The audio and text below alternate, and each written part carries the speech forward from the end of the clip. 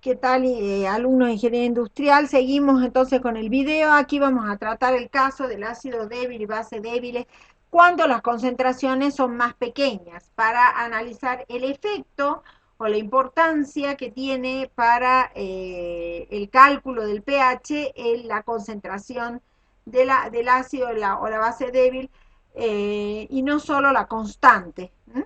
Entonces acá tenemos concentraciones, vamos a plantear las ecuaciones como siempre, las constantes de equilibrio como siempre, el agua, la expresión de la constante de autoionización del agua y aquí marcamos las concentraciones en el balance de masa como consideramos, considerando que tienen las mismas especies que en el ejemplo anterior, para el ácido y para la base. El balance de masa se plantea igual, solamente que ahora tengo que prestar atención porque la concentración es 100 veces menor. El primer criterio se aplica tanto para ácido débil como para base débil. Les precio la concentración de oxidrilo que aporta el agua en el caso del ácido y los hidronios que aporta el agua en el caso de la base. Y nos queda entonces que el acetato igual a concentración de hidronio y que la concentración de iones amonio igual a iones oxidrilo. Por lo tanto, utilizamos, mejor dicho, la ecuación que tenemos a mano, que es la expresión de la constante de equilibrio en ambos casos, y planteamos entonces cómo nos va a quedar.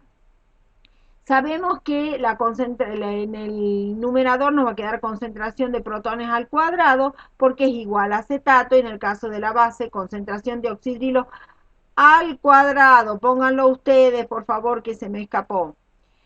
Y en el denominador va a ser la concentración del ácido sin disociar en equilibrio, y en este caso, en el caso de la base débil, la concentración de la base en el equilibrio sin disociar.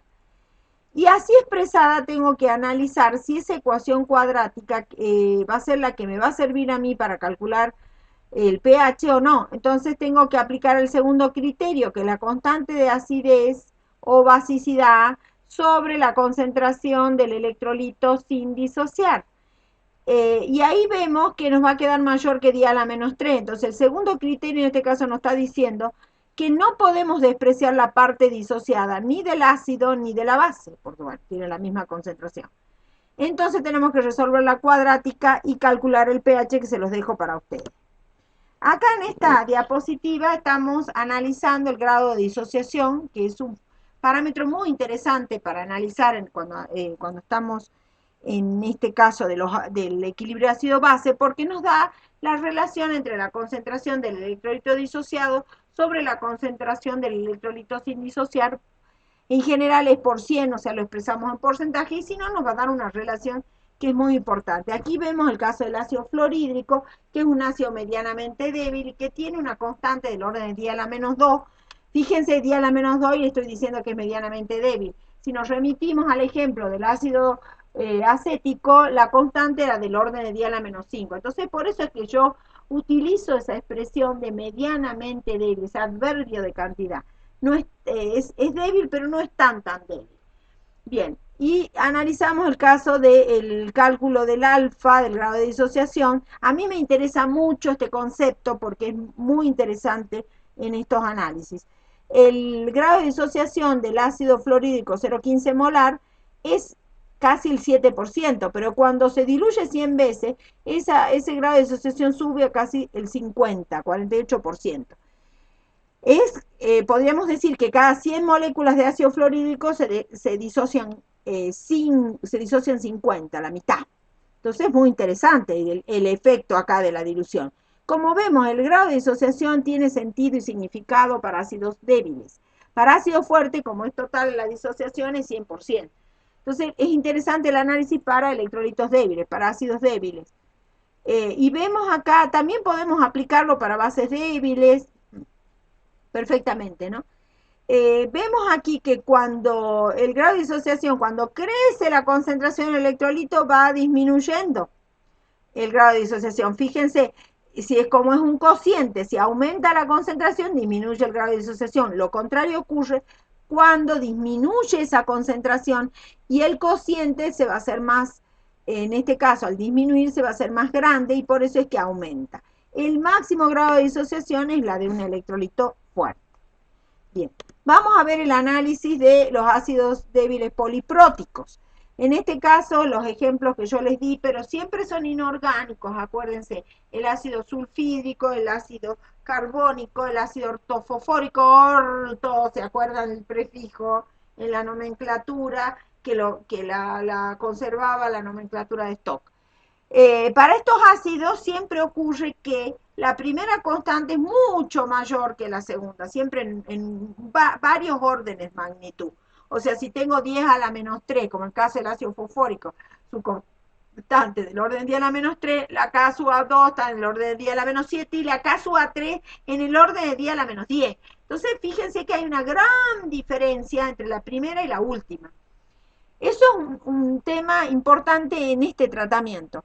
Entonces planteo las dos disociaciones, las constantes correspondientes, la disociación del agua, la constante de autoionización del agua. Cuando voy a plantear el balance de masa y haciendo un listadito de todas las especies presentes en solución y siendo un electrolito débil, el balance de masa debe contemplar que la concentración del ácido es la sumatoria de la concentración del ácido sin disociar, parcialmente disociado, más totalmente disociado, ¿sí? Eso es muy importante. Y en el balance de carga yo voy a tener en cuenta que tengo ahora dos especies iónicas, este que es diprótico, ¿no? Este ejemplo es diprótico. Si fuera triprótico tendría tres especies iónicas a considerar. En este caso, al ser un ácido diprótico, yo tengo dos aniones en que consideran el balance de carga, siempre considerando que el balance de carga me marca la electroneutralidad de la solución. Y en principio yo tengo acá la concentración de protón igual a la concentración de oxidilo, que la vamos a despreciar por el primer criterio, considerando que la solución es ácida, más la concentración del ácido parcialmente disociado y dos veces el ácido totalmente disociado. En este caso es fundamental el tema del coeficiente 2, que es igual a la carga del anión. ¿Por qué? Porque al ser un balance de carga y estar sumando cargas, un mol de un ácido de un anión divalente me duplica la carga a la solución, o sea, un mol de esta concentración de este anión que tiene dos cargas negativas va a ser 2 moles de carga negativa. Eso tiene en cuenta el coeficiente que tenemos acá. Entonces, ahora veamos el segundo criterio aplicable. En este caso, el segundo criterio es el tema de las constantes. K1 es mucho mayor que K2. Por lo tanto, no, lo que me aporta la segunda disociación es despreciable para marcar el pH de la solución. Y lo hago un tratamiento de ácido monoprótico. Al hacer un tratamiento de ácido monoprótico, la única constante que voy a tener en cuenta es la K sub A1 planteada. Si planteo entonces ahora la constante con el resultado del balance de carga, me va a quedar en el numerador la concentración de protones al cuadrado sobre la concentración del ácido sin disociar en equilibrio, que lo obtengo del balance de masa, la expresión, y me queda 0,1 molar menos la concentración de ácido parcialmente disociado.